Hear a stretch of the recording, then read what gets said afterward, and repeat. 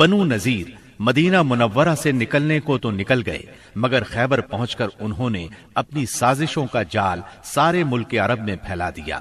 ان کے رئیسوں نے مکے جا کر قریش کو آمادہ کیا۔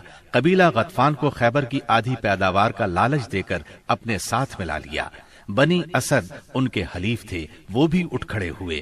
غرض سب مل ملا کر 10,000 کا بھاری لشکر مدینہ منورہ کی طرف روانہ ہوا۔ جب نبی اکرم صلی اللہ علیہ وسلم کو ان کی چڑھائی کی خبر ملی تو آپ نے صحابہ کرام رضی اللہ عنہم سے مشورہ کیا۔ سیدنا سلمان فارسی رضی اللہ عنہ نے مشورہ دیا کہ شہر کے 3 اطراف میں دشوار گزار پہاڑ، مکانات اور کھجوروں کے گھنے باغات ہیں جو پناہ کا کام دیتے ہیں۔ صرف شمالی سمت کھلی ہے، اگر وہاں خندق کھود دی جائے تو شہر کا حملہ روکا جا سکتا ہے۔ آپ نے یہ رائے پسند کی، لہٰذا آپ نے اسی جانب ہرہ شرقیہ اور غربیہ کے درمیان کا سب سے تنگ مقام منتخب کیا، جو کم و بیش 1 میل ہے۔ وہاں خندق کھود کر دونوں ہروں کو ملا دیا۔ مغرب میں یہ خندق سلا پہاڑی کے شمال سے شروع ہوتی تھی اور مشرق میں مقام شیخین کے پاس ہرہ شرقیہ کے ایک بڑھے ہوئے سرے سے جا ملتی تھی۔ آپ نے ہر 10 آدمیوں کو 40 ہاتھ خندق کھودنے کا کام سونپا اور خود بھی خندق کھودنے اور مٹی ڈھونے میں شریک ہو گئے۔ لوگ رجز پڑھتے اور آپ جواب دیتے، نیز آپ رجز پڑھتے اور لوگ جواب دیتے تھے۔ لوگوں نے خندق کھودنے میں بڑی مشقتیں برداشت کی، بالخصوص سردی اور بھوک کی شدت۔ لوگوں نے رسول اللہ صلی اللہ علیہ وسلم سے بھوک کی شکایت کی اور اپنے پیٹوں پر ایک ایک پتھر بندھے ہوئے دکھلائے تو آپ نے انہیں اپنے پیٹ پر 2 پتھر دکھلا دیے۔ خندق کی کھدائی کے دوران بعض نشانیاں بھی دیکھنے میں آئیں۔ سیدنا جابر نے رسول اللہ صلی اللہ علیہ وسلم کی بھوک کی سختی دیکھی تو صبر نہ کر سکے، اپنی بکری کا ایک بچہ ذبح کیا اور ان کی بیوی نے 1 سا جو پیسے۔ پھر خفیہ طور پر رسول اللہ صلی اللہ علیہ وسلم کو چند صحابہ کرام سمیت دعوت دی، مگر رسول اللہ صلی اللہ علیہ وسلم سارے اہل خندق کے ساتھ، جن کی تعداد 1000 تھی، چل پڑے اور سب نے شکم سیر ہو کر کھایا۔ پھر بھی ہانڈی بھری ہوئی ابلتی رہی اور آٹے سے روٹی پکتی رہی۔ اس طرح سیدنا برا کے ساتھیوں کا ایک سخت چٹان سے سامنا ہوا۔ نبی صلی اللہ علیہ وسلم نے اتر کر بسم اللہ کہا اور کدال سے ایک ضرب لگائی تو ایک ٹکڑا کٹ گیا اور اس سے ایک روشنی نکلی۔ آپ نے فرمایا، اللہ اکبر، مجھے شام کی کنجیاں دی گئیں اور اس وقت میں اس کے سرخ محل دیکھ رہا ہوں۔ اس کے بعد آپ نے دوسری ضرب لگائی اور فتح فارس کی خوشخبری سنائی، پھر تیسری ضرب لگائی اور فتح یمن کی خوشخبری سنائی اور پوری چٹان کٹ گئی۔ ادھر قریش اور ان کے پیروکار 4000 کا لشکر لے کر آئے۔ ان کے ساتھ 300 گھوڑے اور 1000 اونٹ تھے۔ ان کا سالار ابو سفیان تھا اور جھنڈا عثمان بن طلحہ نے اٹھا رکھا تھا۔ جب یہ لشکر مدینہ کے قریب پہنچا تو خندق دیکھ کر دنگ رہ گیا، چنانچہ انہیں مدینہ منورہ کے باہر پڑاؤ کرنا پڑا۔ ادھر 3000 مسلمان پوری طرح ہوشیار تھے اور خندق کی نگرانی کر رہے تھے۔ دونوں اطراف سے تیر اندازی شروع ہوئی جو کئی دن تک جاری رہی۔ ایک روز مشرکین کے شاہ سواروں کی ایک جماعت نے ایک تنگ مقام سے خندق عبور کر لی۔ ان لوگوں میں عمر بن عبد ود، اکرمہ بن ابی جہل اور زرار بن خطاب وغیرہ شامل تھے۔ ان کے گھوڑے اندر داخل ہو کر چکر کاٹنے لگے۔ ایسے میں سیدنا علی رضی اللہ عنہ چند مسلمانوں کے ساتھ نکلے اور جس مقام سے انہوں نے خندق عبور کی تھی اس پر قبضہ کر لیا۔ اس طرح انہوں نے ان لوگوں کا واپسی کا راستہ بند کر دیا۔ اس پر عمر بن عبد ود نے انہیں مقابلے کے لیے للکارا۔ وہ بہت بہادر اور ظالم تھا۔ سیدنا علی رضی اللہ عنہ نے کوئی بات کہہ کر اسے بھڑکا دیا۔ وہ گھوڑے سے اتر آیا۔ اب دونوں نے ایک دوسرے پر بڑھ چڑھ کر وار کیے۔ آخر سیدنا علی نے اسے ایک کاری ضرب لگائی، وہ وہیں ڈھیر ہو گیا۔ باقی مشرک بھاگ نکلنے میں کامیاب ہو گئے۔ بھاگتے وقت ان کی بدحواسی کا عالم یہ تھا کہ اکرمہ اپنا نیزہ چھوڑ گیا۔ نوفل بن عبداللہ خندق میں جا گرا، جسے مسلمانوں نے قتل کر دیا۔ اب مشرکین نے تیر اندازی شروع کر دی۔ تیروں کے ساتھ وہ پتھر بھی برسا رہے تھے۔ مسلمان عورتیں ایک قلعے میں محفوظ تھیں۔ وہ قلعہ بنو قریظہ کے پاس تھا۔ بنو قریظہ نے جب یہ دیکھا کہ مسلمان حملے کی زد میں ہیں، ادھر میدان خالی ہے، تو قلعے پر قبضے کے برے ارادے سے قلعے کی طرف بڑھے۔ ایک یہودی تو پھاٹک کے پاس پہنچ گیا، عورتوں نے بھی انہیں دیکھ لیا اور ان کے ارادے کو بھانپ لیا۔ سیدنا زبیر رضی اللہ عنہ کی والدہ اور نبی کریم صلی اللہ علیہ وسلم کی پھوپھی سیدہ صفیہ رضی اللہ عنہا آگے بڑھیں اور اس پر حملہ کر دیا۔ آن کی آن میں وہ ڈھیر ہو گیا۔ انہوں نے اس کا سر کاٹ کر میدان میں پھینک دیا۔ اپنے ساتھی کا سر دیکھ کر بنو قریظہ کے لوگ یہ سمجھے کہ قلعے میں مسلمانوں کی فوج موجود ہے، لہٰذا آگے بڑھنے سے رک گئے اور واپس لوٹ گئے۔ غزوہ خندق شوال 5 ہجری میں پیش آیا تھا۔ مشرکین نے قریباً 1 ماہ تک مسلمانوں کا محاصرہ جاری رکھا۔ اس کا مطلب ہے محاصرہ شوال میں شروع ہوا اور ذیقعد میں ختم ہوا۔ ابن سعد کا بیان ہے کہ جس روز رسول اللہ صلی اللہ علیہ وسلم واپس ہوئے وہ بدھ کا روز تھا اور ذیقعد کے ختم ہونے میں صرف 7 دن باقی تھے۔ اس جنگ میں دونوں طرف کے صرف چند افراد مارے گئے، یعنی 10 مشرک اور 6 مسلمان۔ ایک تیر سعد بن معاذ رضی اللہ عنہ کو لگا، جس سے ان کے بازو کی بڑی رگ کٹ گئی۔ انہوں نے اللہ سے دعا کی کہ اگر قریش کی جنگ ابھی کچھ باقی ہے تو اس کے لیے انہیں زندہ رکھے، ورنہ اسی زخم کو ان کی موت کا سبب بنا دے۔ البتہ انہوں نے اپنی دعا میں یہ بھی کہا، یا اللہ مجھے موت نہ دے یہاں تک کہ بنو قریظہ سے میری آنکھیں ٹھنڈی ہو جائیں۔ خندق کی لڑائی دراصل جان اور مال کے نقصان کی جنگ نہیں تھی، بلکہ یہ جنگ اعصاب کی جنگ تھی۔ اس میں کوئی خون ریز معرکہ پیش نہیں آیا، لیکن پھر بھی یہ اسلامی تاریخ کی ایک فیصلہ کن جنگ تھی۔ اس جنگ کے نتیجے میں مشرکین کے حوصلے پست ہو گئے اور ان پر یہ بات واضح ہو گئی کہ وہ مسلمانوں کی اس چھوٹی سی جماعت کو جو مدینہ منورہ میں نشوونما پا رہی تھی ختم نہیں کر سکتے۔ وہ کیا، عرب کی کوئی طاقت بھی انہیں ختم نہیں کر سکتی۔ اس خیال کی وجہ یہ تھی کہ غزوہ خندق میں مشرکین بڑی طاقت، ساز و سامان اور بھاری تعداد کے ساتھ آئے تھے۔ اس وقت اس سے بڑی طاقت فراہم کرنا عربوں کے بس کی بات نہیں تھی۔ اس لیے رسول اللہ صلی اللہ علیہ وسلم نے احزاب سے واپسی کے بعد فرمایا، الآن نغزوهم ولا يغزونا نحن نسیر الیہم۔ اب ہم ان پر چڑھائی کریں گے، وہ ہم پر چڑھائی نہیں کریں گے۔ اب ہمارا لشکر ان کی طرف جائے گا۔ نبی اکرم صلی اللہ علیہ وسلم غزوہ خندق سے واپس آنے کے بعد ابھی ہتھیار اور کپڑے اتار کر ام سلمہ رضی اللہ عنہا کے گھر میں غسل کر کے فارغ ہی ہوئے تھے کہ جبرائیل علیہ السلام تشریف لے آئے اور بنو قریظہ کی طرف نکلنے کا حکم دیتے ہوئے فرمایا، میں آگے آگے جا رہا ہوں، ان قلعوں میں زلزلہ برپا کروں گا اور ان کے دلوں میں روب ڈالوں گا۔ یہ کہہ کر وہ فرشتوں کے ساتھ روانہ ہو گئے۔ ادھر رسول اللہ صلی اللہ علیہ وسلم نے لوگوں میں منادی کرائی کہ جو شخص سن رہا ہے اور اطاعت پر قائم ہے وہ عصر کی نماز بنو قریظہ میں پڑھے۔ اس کے بعد آپ نے مدینہ منورہ کا انتظام ابن ام مکتوم رضی اللہ عنہ کو سونپا اور سیدنا علی رضی اللہ عنہ کو جنگ کا علم دے کر ہراول دستے کے طور پر ایک جماعت کے ساتھ آگے روانہ فرمایا۔ بنو قریظہ نے انہیں دیکھا تو نبی کریم صلی اللہ علیہ وسلم کو برا بھلا کہنے لگے، مذاق اڑانے لگے۔ ادھر اعلان سن کر مسلمان بھی جھٹ پٹ تیار ہوئے اور نکل پڑے۔ بعض لوگ ابھی راستے میں تھے کہ عصر کا وقت ہو گیا، چنانچہ کچھ لوگوں نے وہیں نماز پڑھ لی اور کچھ نے بنو قریظہ پہنچ کر نماز پڑھی۔ رسول اللہ صلی اللہ علیہ وسلم بھی مہاجرین اور انصار کے ساتھ نکلے۔ آپ نے بنو قریظہ کے دیار میں پہنچ کر انا نامی کنویں پر پڑاؤ ڈالا۔ اللہ تعالیٰ نے بنو قریظہ کے دلوں پر ایسا روب طاری کیا کہ وہ اپنے قلعوں اور گڑھیوں سے نکل ہی نہ سکے۔ انہیں لڑائی کی جرت نہ ہوئی۔ مسلمانوں نے بھی سختی سے محاصرہ جاری رکھا۔ جب یہود نے دیکھا کہ محاصرہ طول پکڑتا جا رہا ہے تو چاہا کہ اپنے بعض مسلمان حلیفوں سے مشورہ کریں۔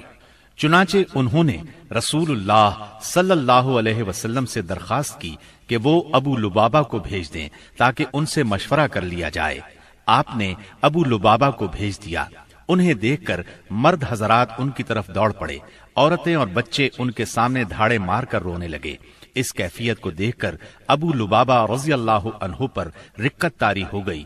इस पर यहूद ने कहा, क्या आप मुनासिब समझते हैं कि हम मोहम्मद सल्लल्लाहु अलैहि वसल्लम के फैसले पर हथियार डाल दें? उन्होंने कहा, हाँ, यही करना चाहिए। साथ ही उन्होंने हाथ से अपने हलक की तरफ इशारा किया। इसका मतलब ये था कि ज़बह कर दिए जाओगे। ताहम उन्हें फौरन ही एहसास हुआ कि ये इशारा करके उन्होंने अल्लाह और उसके रसूल सल्लल्लाहु अलैहि वसल्लम से खियानत की है। चुनाचे वहां से वापस लौटे तो सीधे मस्जिद नबवी में पहुंचे, खुद को एक सुतून से बांध लिया और कसम खाई, अब मुझे अल्लाह के रसूल सल्लल्लाहु अलैहि वसल्लम ही अपने हाथ मुबारक से खोलेंगे। रसूलुल्लाह सल्लल्लाहु अलैहि वसल्लम को इसकी इत्तिला हुई तो आपने फरमाया, अगर वो मेरे पास आ गए होते तो मैं उनके लिए मगफिरत की दुआ कर देता, लेकिन जब वो ये काम कर बैठे हैं तो हम भी उन्हें छोड़े रखेंगे यहां तक कि अल्लाह ही उनके बारे में फैसला फरमा दे। उधर मुहासरे ने मजीद तूल पकड़ा तो बनु कुरैजा के हौसले बिल्कुल पस्त हो गए। चुनाचे 25 रोज के बाद उन्होंने अपने आप को रसूलुल्लाह सल्लल्लाहु अलैहि वसल्लम के हवाले कर दिया और कहा, आप हमारे बारे में जो फैसला मुनासिब समझें वो करें। आपने मर्दों को बांध लिया, औरतों और बच्चों को अलहदा कर लिया। इस पर कबीला औस के लोगों ने अर्ज किया, ये हमारे हलीफ हैं, इन पर रहम फरमाएं, जिस तरह खजरज के हलीफों बनु कैनुका पर एहसान फरमाया था। आपने फरमाया, क्या आप लोग इस बात पर राजी हैं कि आपके बारे में आप ही का एक आदमी फैसला कर दे? उन्होंने कहा, क्यों नहीं, हमें ये बात मंजूर है। आपने सैयदना साद बिन मुआज रजी अल्लाह अन्हु को बुलवा भेजा। उन्हें गज़वाए खंदक में जख्म लगा था, इसकी वजह से वो मदीना मुनव्वरा में थे। उन्हें गधे पर सवार करके लाया गया। जब ये रसूलुल्लाह सल्लल्लाहु अलैहि वसल्लम के करीब पहुंचे तो आपने फरमाया, अपने सरदार की तरफ उठो। चुनाचे ये लोग उठकर उनके इस्तिकबाल के लिए गए। उन्हें दोनों तरफ से घेर लिया और कहने लगे, साद, अपने हलीफों के बारे में हुस्ने सुलूक कीजिएगा। सैयदना साद रजी अल्लाह अन्हु खामोश थे। उन्होंने उनकी बात का कोई जवाब न दिया। जब लोगों ने बहुत जोर दिया तो बोले, अब वक्त आ गया है, साद को अल्लाह ताला के बारे में किसी मलामत करने वाले की मलामत की परवाह नहीं। ये सुनकर बाज लोग वहीं से मदीना मुनव्वरा की तरफ पलट आए और कैदियों की मौत का ऐलान कर दिया। जब सैयदना साद रजी अल्लाह अन्हु उतरे और उन्हें बताया गया कि बनु कुरैजा उनकी सालिसी पर रजामंद हैं, तो उन्होंने फैसला सुनाया, मर्दों को कत्ल कर दिया जाए, औरतों और बच्चों को कैदी बना लिया जाए और अमवाल तकसीम कर दिए जाएं। रसूलुल्लाह सल्लल्लाहु अलैहि वसल्लम ने फरमाया, तुमने उनके बारे में वही फैसला किया है जो 7 आसमानों के ऊपर से अल्लाह ताला का फैसला है। ये फैसला यहूदी शरीयत के मुताबिक था, बल्कि उनकी शरीयत के फैसले के मुकाबले में ज्यादा रहम और नरमी पर मबनी था। सैयदना साद रजी अल्लाह अन्हु के इस फैसले के बाद बनु कुरैजा को मदीना मुनव्वरा लाया गया और बनु नज्जार की एक औरत के घर में कैद कर दिया गया। ये हारिस की बेटी थी। उसके बाद मदीना मुनव्वरा के बाजार में खंदकें खोदी गईं। फिर उन्हें एक एक गिरोह करके ले जाया गया और उन खंदकों में उनकी गर्दनें मारी गईं। उनकी तादाद 400 के करीब थी। ये भी कहा जाता है कि 6 और 700 के दरमियान थी। उन्हीं के साथ बनु नजीर का सरदार हुयई बिन अख्तब भी मारा गया। ये यहूद के उन 20 सरदारों में से था जिन्होंने कुरैश और गतफान को गज़वाए अहज़ाब के लिए तैयार किया था। फिर बनु कुरैजा के पास आकर उन्हें आहद शिकनी पर उकसाया था, यहां तक कि उन्होंने मुसलमानों की जिंदगी के मुश्किल तरीन औकात में उनके साथ गद्दारी की थी और गद्दारी करते वक्त हुयई बिन अख्तब से ये शर्त लगाई थी कि ये भी उनके साथ रहेगा और जो हश्र उनका होगा वही इसका भी होगा। चुनाचे मुहासरा खत्म होने और हथियार डाल देने के बाद ये भी उनके साथ कत्ल कर दिया गया। जब बनु कुरैजा का काम तमाम हो गया तो बंदा सालेह सैयदना साद बिन मुआज रजी अल्लाह अन्हु की दुआ कबूल हो गई। वो मस्जिद नबवी के एक खैमे में थे ताकि नबी सल्लल्लाहु अलैहि वसल्लम करीब ही से उनकी इयादत कर लिया करें। एक दिन उनके ऊपर से एक बकरी गुजर गई। इससे उनका जख्म ताजा हो गया और हंसली की हड्डी के पास से खून बह निकला। इस कदर खून जारी हुआ कि उनकी मौत वाक़ई हो गई। ان کا جنازہ مسلمانوں کے ساتھ ساتھ فرشتوں نے بھی اٹھایا اور ان کی موت پر رحمان کا عرش لرز اٹھا۔ ادھر ابو لبابہ رضی اللہ عنہ پر 6 راتیں گزر چکی تھیں۔ نماز کے لیے ان کی بیوی انہیں کھول دیتی تھی، اس کے بعد وہ پھر خود کو ستون سے باندھ لیتے تھے۔ آخر سیدہ ام سلمہ رضی اللہ عنہا کے گھر میں ان کی توبہ نازل ہوئی۔ سیدہ ام سلمہ رضی اللہ عنہا نے انہیں بشارت دی تو لوگ انہیں کھولنے کے لیے دوڑ پڑے، لیکن انہوں نے ان سب کو روک دیا اور کہا رسول اللہ صلی اللہ علیہ وسلم کے سوا مجھے کوئی نہ کھولے۔ آخر نبی کریم صلی اللہ علیہ وسلم نماز فجر کے لیے نکلے تو انہیں کھول دیا۔ غزوہ بنو قریظہ کے بعد مسلمانوں نے اور کئی فوجی کاروائیاں انجام دی۔ ان میں اہم کاروائیاں یہ ہیں: سمامہ بن اسال نبی صلی اللہ علیہ وسلم کو اور آپ کے لائے ہوئے دین کو سخت ناپسند کرتے تھے، چنانچہ محرم 6 ہجری میں مسیلمہ کذاب کے حکم سے بھیس بدل کر نبی صلی اللہ علیہ وسلم کو قتل کرنے نکلے۔ ادھر نبی صلی اللہ علیہ وسلم نے محمد بن مسلمہ رضی اللہ عنہ کو 30 سواروں کے ساتھ زریہ کے اطراف میں بھیجا تھا تاکہ بنی بکر بن کلاب کو تنبیہ کریں۔ زریہ بصرہ کے راستے میں مدینہ منورہ سے 7 رات کے فاصلے پر واقع ہے۔ ان سواروں نے واپس آتے ہوئے سمامہ بن اسال کو دیکھ لیا، انہیں ان پر شک گزرا، چنانچہ گرفتار کر کے مدینہ منورہ لے آئے اور مسجد کے ایک ستون سے باندھ دیا۔ نبی کریم صلی اللہ علیہ وسلم وہاں سے گزرے تو فرمایا سمامہ تمہارے نزدیک کیا ہے؟ انہوں نے کہا اے محمد میرے نزدیک خیر ہے، اگر قتل کرو گے تو ایک خون والے کو قتل کرو گے، اگر احسان کرو گے تو ایک قدردان پر احسان کرو گے، مال چاہتے ہو تو مانگو، جو چاہو گے دیا جائے گا۔ نبی صلی اللہ علیہ وسلم ان کی بات سن کر مسکرا دیے اور انہیں ان کے حال پر چھوڑ کر آگے بڑھ گئے۔ دوسرے دن نبی کریم صلی اللہ علیہ وسلم پھر اس طرف سے گزرے تو آپ نے فرمایا سمامہ تمہارا کیا حال ہے؟ وہ بولے میں ٹھیک ہوں، اگر قتل کرو گے تو ایک قصاص والے کو قتل کرو گے، اگر احسان کرو گے تو ایک قدردان پر احسان کرو گے، اگر مال چاہتے ہو تو مانگو، جو چاہو گے دیا جائے گا۔ آپ ان کی بات سن کر مسکرائے اور آگے بڑھ گئے۔ تیسرے دن پھر یہی گفتگو ہوئی۔ اس روز آپ نے فرمایا سمامہ کو چھوڑ دو۔ صحابہ کرام رضی اللہ عنہم نے انہیں چھوڑ دیا۔ اس کے بعد انہوں نے غسل کیا اور مسلمان ہو گئے۔ اسلام لانے کے بعد وہ بولے اللہ کی قسم اسلام لانے سے پہلے روئے زمین پر کوئی چہرہ میرے نزدیک آپ کے چہرے سے زیادہ قابل نفرت نہیں تھا، لیکن اب آپ کا چہرہ میرے نزدیک روئے زمین پر سب سے زیادہ محبوب ہو گیا ہے، اور اللہ کی قسم روئے زمین پر کوئی دین میرے نزدیک آپ کے دین سے زیادہ ناپسندیدہ نہیں تھا، مگر اب آپ کا دین میرے نزدیک تمام ادیان سے زیادہ پسندیدہ ہو گیا ہے۔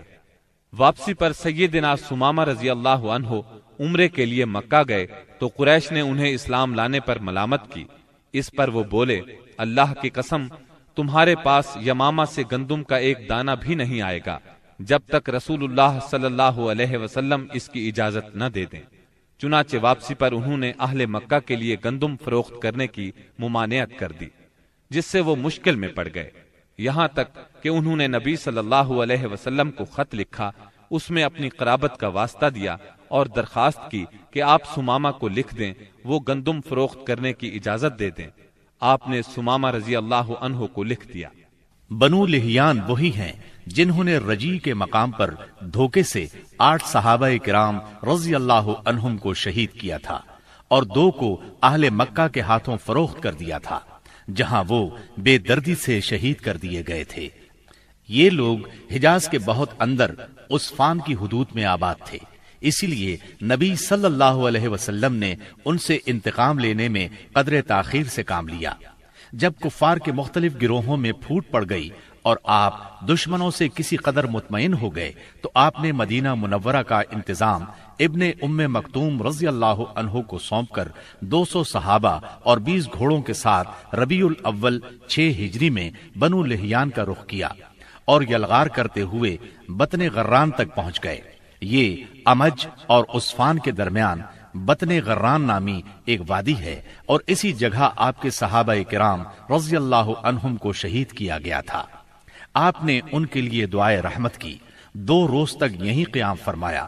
ادھر بنو لحیان کو آپ کی آمد کی خبر مل گئی، وہ پہاڑوں کی طرف بھاگ گئے، ان کا کوئی آدمی ہاتھ نہ آ سکا۔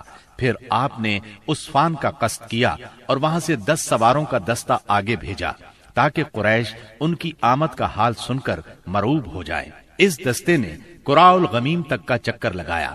اس کے بعد آپ کل 14 دن مدینہ منورہ سے باہر گزار کر واپس مدینے لوٹ آئے۔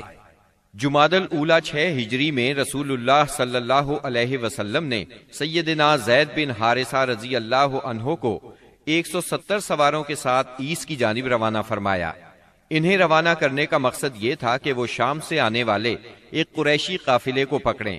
اس قافلے کے سربراہ رسول اللہ صلی اللہ علیہ وسلم کی صاحبزادی سیدہ زینب رضی اللہ عنہا کے شوہر ابو العاص بن ربی تھے۔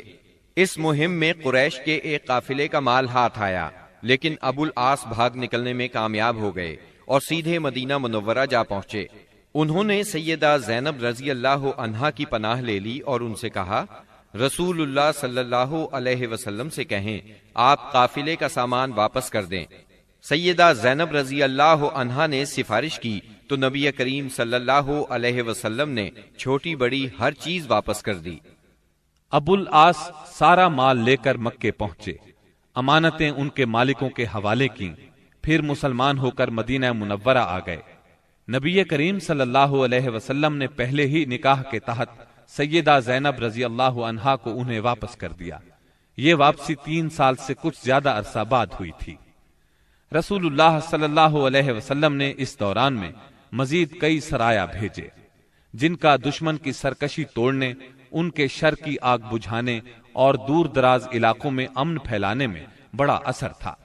پھر آپ کے پاس کچھ اس طرح کی خبریں آئیں کہ آپ غزوہ بنو المستلق کے لیے تشریف لے گئے۔ یہ غزوہ 5 ہجری یا 6 ہجری میں ہوا۔ بنو المستلق قبیلہ خزاعہ کی ایک شاخ تھی۔ قبیلہ خزاعہ کے لوگ عام طور پر رسول اللہ صلی اللہ علیہ وسلم کے خیر خواہ تھے، مگر یہ شاخ قریش کی طرفدار تھی۔ رسول اللہ صلی اللہ علیہ وسلم کو معلوم ہوا کہ یہ لوگ آپ سے لڑنے کے لیے جنگ کی تیاری کر رہے ہیں۔ آپ نے اس خبر کی تحقیق کے لیے بریدہ بن حسیب رضی اللہ عنہ کو بھیجا۔ ان سے معلوم ہوا کہ خبر درست ہے، لہٰذا آپ نے مدینہ منورہ کا انتظام سیدنا زید بن حارثہ رضی اللہ عنہ کو سونپا، اور یہ بھی کہا جاتا ہے کسی اور کو سونپا، اور بنو المستلق کی طرف یلغار کرتے ہوئے نکلے تاکہ بالکل اچانک ان پر ٹوٹ پڑے۔ آپ کے ساتھ 700 صحابہ کرام تھے، اور بنو المستلق اس وقت قدید کے اطراف میں ساحل کے قریب مریسی نامی ایک چشمے پر پڑاؤ ڈالے ہوئے تھے۔ آپ نے اس حال میں ان پر چھاپا مارا کہ وہ غافل تھے، بعض کو قتل کیا، عورتوں اور بچوں کو گرفتار کیا اور مال مویشی پر قبضہ کر لیا۔ اس وقت شعبان 5 ہجری کے آخری دن تھے، اور یہ بھی کہا جاتا ہے کہ 6 ہجری کے ابتدائی دن تھے۔ قیدیوں میں بنو المستلق کے رئیس حارث بن ابی زرار کی صاحبزادی جویریہ بھی تھیں۔ مدینہ منورہ آ کر ان کے اسلام لانے پر نبی صلی اللہ علیہ وسلم نے انہیں آزاد کر کے ان سے شادی کر لی۔ اس پر صحابہ کرام نے بنو المستلق کے 100 گھرانے آزاد کر دیے۔ یہ پہلے ہی مسلمان ہو چکے تھے۔ صحابہ کرام نے انہیں آزاد کرتے ہوئے کہا، یہ رسول اللہ صلی اللہ علیہ وسلم کے سسرال کے لوگ ہیں۔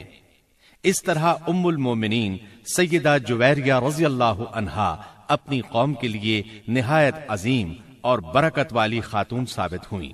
اس غزوے سے واپسی پر جب مسلمانوں کے پاس پینے کے لیے اور وضو کے لیے پانی نہ بچا تو تیمم کا حکم نازل ہوا۔ اسی سال پردے کا حکم نازل ہوا۔ مسلمان عورتوں اور مردوں کو نگاہ نیچی رکھنے کا حکم دیا گیا۔ پردے کے متعلق احکامات سورہ نور کی آیت 30 اور 31 میں تفصیل سے موجود ہیں۔ پردے کے اس حکم سے پاکیزہ خواتین بلکہ سبھی خواتین کی عزت و عصمت کو ہمیشہ کے لیے پناہ گاہ مل گئی، اور انسانی معاشرے میں عورتوں کی عزت اور وقار کو انتہائی قابل قدر تحفظ مل گیا۔